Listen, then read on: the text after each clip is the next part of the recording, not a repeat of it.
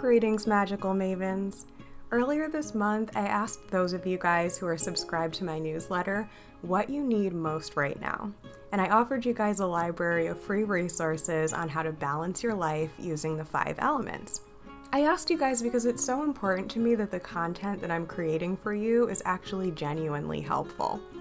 I'm grateful to have gotten some really helpful replies. So in this video, as well as in some upcoming newsletters, I'll be taking a closer look at some of the most popular desires from within our community and pairing them with the element that I feel would help most.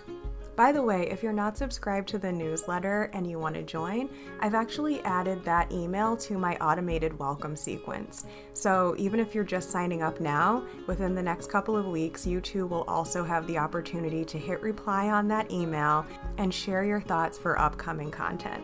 I invite you to sign up at the link below. So one of the most popular desires mentioned by my subscribers was getting rid of inner turmoil. And since it's August Eve season, I thought it would be perfectly fitting to share with you part of my story from 2019 to 2020, when getting rid of inner turmoil was my strongest desire too. That was the year when I first really shifted my focus back to journaling with the seasons, and I created my very first seasonal junk journal for the August Eve /Lammas/Lughnasadh season. So while you listen to my story for your viewing pleasure, I invite you to enjoy this flip through that I filmed that year, which I'm just now getting around to posting. And a quick announcement for you junk journalers out there, whom I'm sure you're gonna wanna know. This was before I started designing the color versions of my seasonal Grimoire prompt pages and my writing paper packs, so most of what you'll see here are a mix of the black and white pages decorated by hand with coffee or tea stain and with paint and colored pencils, along with other random junk that I had lying around. With this video, you'll find links to both the black and white printables and to the new color versions, as well as additional tags, cards, and ephemera that I've since added to my printable library for the August Eve season. And as always, if you don't have a color printer, you can also order pre-printed copies from my shop. And if you don't want to do any of the crafting, you just want a really cool journal like this with seasonal journal prompts built in, then go to the link below that says handcrafted seasonal journal signatures to see if there's something similar to this that I've made in the shop currently available. At the time that I'm posting this, there should be a couple of August Eve season journals in there if they haven't yet sold out. So with that quick announcement out of the way, let's talk about how to manifest getting out of your magical slump or dark night of the soul and into a state of alignment, peace, and fulfillment. So we all navigate the delicate dance of balancing the various inner parts of ourselves. But if there's an overwhelming theme of chaos happening inside you, it may mean you're going through a dark night of the soul. This is a phase in your life where your soul is feeling buried by conditioning and is screaming to break free so that you can express your true self. The good news is a dark night of the soul is a sign that a major breakthrough is on the way. Once you make your way out of the dark woods, you'll find yourself in an inspiring new meadow of inspiration, creativity, and fulfillment. A dark night of the soul is a time to tap into the spirit element. And for those like me who like to grasp such an intangible concept as spirit through a more tangible modality, you may enjoy learning about your human design. It's basically the study of the anatomy of your soul. We each have an energy type. Each type has a positive signature or good feeling, such as success, peace, freedom, harmony, and satisfaction. This is how you feel most often when you're living in alignment with your true self. On the other hand, each type also has its negative not-self theme, such as bitterness, frustration, anger, and disappointment.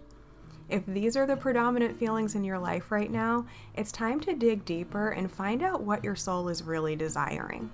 Unfortunately, human society hasn't been as conscious in the past as it's starting to become now, so we've all lived through social circumstances that have conditioned us to believe that our natural way of being isn't good enough.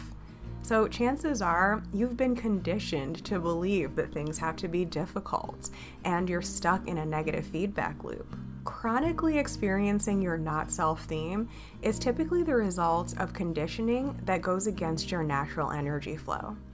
In my case, I'm a projector, which means my signature is success and my not-self theme is bitterness. A few years ago, I found myself in a dark night of the soul after getting burnt out from my career as a life coach, an industry which confusingly preached honoring your energy while also prescribing business models that went against so many people's unique energy types. I felt extremely bitter because I had worked really hard doing something I honestly believed was a noble type of work, and yet I had watched other people become overnight successes while I was constantly feeling behind. I eventually hit a wall where even when I was doing everything quote-unquote right, I still wasn't experiencing the success that I desired, or that I felt I deserved. And in fact, my business just randomly stopped making money all at once and seemingly out of nowhere. I hit rock bottom and I got fed up with everything, so I decided screw it all and went back to focusing on my art for a while. I started actually implementing all the self-love and healthy boundaries stuff that I had picked up in my self-help studies, and I started actually living in alignment with my own energy type. As a projector, it's extremely important for us to prioritize rest and authentic connections, only saying yes to things that feel energetically aligned and saying no to anything that doesn't. And guess what? As soon as I started making decisions that were intuitively aligned with those values, everything, and I mean everything in my life and career, crashed down around me like the Tower Tarot card. My long-term relationship ended, I lost important clients, I hit my lowest income ever and was struggling just to get by. I even looked for a part-time job and wasn't hired anywhere, even though I know my credentials are pretty good. And just when I thought everything that could go wrong had gone wrong, the pandemic hit, while catastrophes of human making also descended upon the earth. I lost my base group of friends due to incompatible worldviews. It seemed like I had lost just about everything. I eventually began to believe that perhaps I just wasn't meant to be happy. If I had dedicated my life's work to learning how to heal people, and yet I was still so unsuccessful, then the law of divine compensation must not be real. And if any of the universal laws weren't real, then was all this mumbo-jumbo that I devoted my life to one big waste of time and energy? Or maybe the universal laws were real, but they were just rigged against me somehow. Like, maybe I had made some kind of soul contract before incarnating on this planet, where in this lifetime I was forced to constantly be fighting an uphill battle in order to learn some kind of lesson or fulfill some kind of karma. Why else would manifestation work so well for other people and be so challenging for me?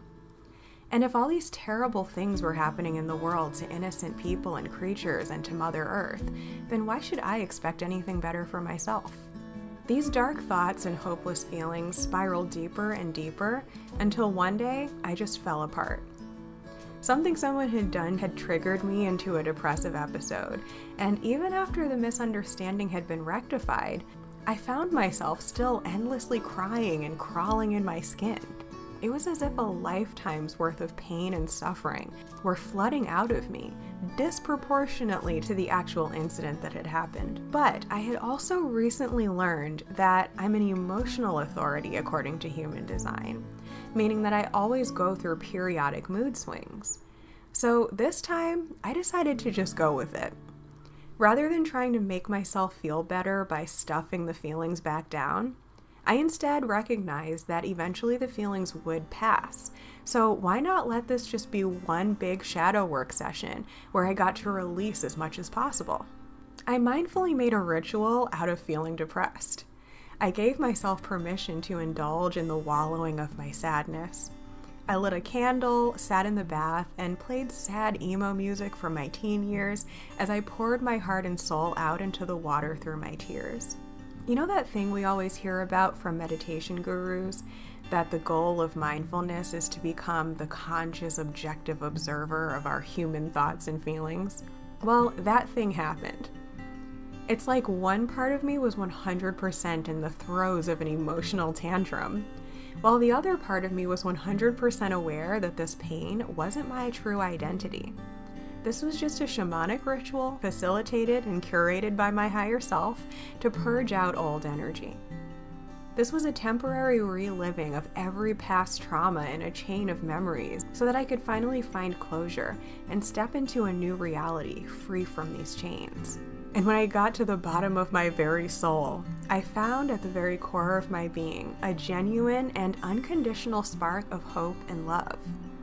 I remembered that all these layers of trauma that I had come to identify with were not my true identity, but a dense network of conditioning. I recalled that my true identity is of someone who is always divinely protected and blessed by the universe. The circumstances I had been experiencing were just a culmination of unwanted manifestations from years of living out of alignment with my core being. That and the inevitable chaos which ensues when we finally set higher standards that don't resonate with our current reality. In order to manifest the life we want, we have to be willing to give up the life we have. And during the transition, that can look and feel a whole heck of a lot like the end of the world. So in that moment of ugly crying in the bathtub, I decided that even though there might still be some more muck to get through, I would start living in alignment with my truth in earnest from then on, knowing eventually things would get better. Rather than continuing to fight with the earth element, focusing on the apparent lack of tangible resources, I gave myself permission to temporarily shift my focus to abundance of the element of spirit. Now, the 4 cardinal elements, earth, air, fire, and water, are merely the tools of the overarching spirit. I knew that any apparent blockage of a cardinal element, aka a blockage in any area of 3D reality, was merely the reflection of a deeper soul wound. I knew that no amount of hustling to quote-unquote fix the outside problem would work until I went within to heal the source. I realized that I was experiencing an existential crisis, and that I needed to reestablish faith in the universe, faith in my intuition, and in my own sense of self-worth. I returned to some of the most simple, basic things that had made me feel a sense of purpose, peace, and fulfillment earlier in my spiritual journey. Things like art, journaling, poetry, yoga, meditation, shadow work, nature, and of course, the observance of the changing seasons. In a world where everything seemed totally upside down and unpredictable and unprecedented, I turned to something that always seemed to follow a predictable and dependable pattern, the changing of the seasons. And as I started to remember how to love and honor myself, I attracted better relationships with certain loved ones, as well as attracted more people into my life who were more of my soul family. And I learned to lean further into those relationships in my life that were truly aligned and fulfilling, which naturally attracted more and more aligned connections and more aligned opportunities, or as we call it in the human design world for projectors, aligned invitations. And now I look back and am immensely grateful for that extremely dark phase in my journey. I see now that as horrible as it all felt, it was necessary for me to shed away the baggage of my past disappointments so that I could make room in my energy field for the good things that I really deserved. By building up evidence that my intuition really does always know best, I've become unshakably confident in my inner guidance system, even when outside circumstances seem to suck.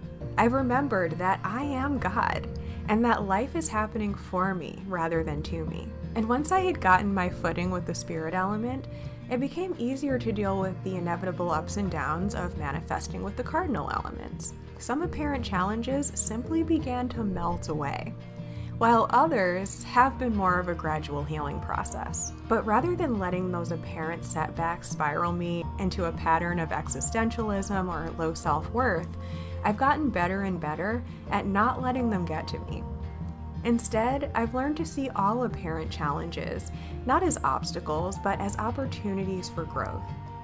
To prove to myself all the more that my core self is unfuckwithable, unbothered, and unapologetic about my values and desires. I've also learned to incorporate more humor into my spiritual path. Just because life is a matter of life and death doesn't mean that everything has to be so serious all the time. Life is a game, and I want to actually have fun playing it. I even made up a funny little mantra for when an external trigger rears its ugly head. A single shit I do not give, nor a flying fuck. I live the life I love to live, and right along I chuck. This helps me to keep my vibration high even when I encounter something that would have deeply triggered a past version of me. It allows me to either deal with the issue without letting it dictate how I feel about myself, or to realize that there is really nothing that even needs to be dealt with. To quote Fight Club, I've learned how to actually let that which does not matter truly slide. And in many cases, that also means continuing to give compassion to a world issue without taking it on as my own sole responsibility to fix. I'm now able to truly focus on my authentic zone of genius and really maximize my impact in those areas rather than being a jack of all trades, master of none. I'm able to say yes when I mean yes and no when I mean no. And that's to people, opportunities, media influences, and even my own ego when it invites me to head back down an old negative neural pathway. I've learned the difference between proactive and reactive self-help. And I can now discern between which triggers deserve a full shadow work rabbit hole and which I just need to acknowledge, send love to, and move on with the rest of my plans for the day. One of my most empowering ways to interrupt old patterns is through the use of the air element. As the writing witch and an Aquarius with lots of air in my chart, I know firsthand that our predominant thoughts and the choice of language that we use to describe ourselves are some of the most powerful spells that we can cast upon ourselves. While I 100% condone venting out your negative emotions in your journal, which is a lot of what was going on in this August Eve 2020 junk journal, it's just as important to let that go afterward and begin to also write and speak affirmatively about ourselves and our desires. If we want things to change in our lives, we must commit to up-leveling our communication with the universe, with ourselves, and with the world. In the responses to the email where I asked what people need most right now, I noticed a lot of negative language. Like, what I need most right now is not to have so much inner turmoil, rather than what I need most is inner peace. See the difference? There were emails with a laundry list of what they don't need, with no affirmative statements of what they actually do want or need. Now, I know firsthand that sometimes when we're in the thick of a dark night of the soul, it seems nearly impossible to see through the fog. But it's so important that we claim our actual desires, because the universe doesn't know the difference between likes and dislikes. All it knows is to send us more of what we're focusing on most. This is the key. This is why in upcoming emails and in Patreon posts, I'm going to be diving deeper into this subject of word magic, because it's so important. What we think and speak about ourselves is what creates our reality, not the other way around.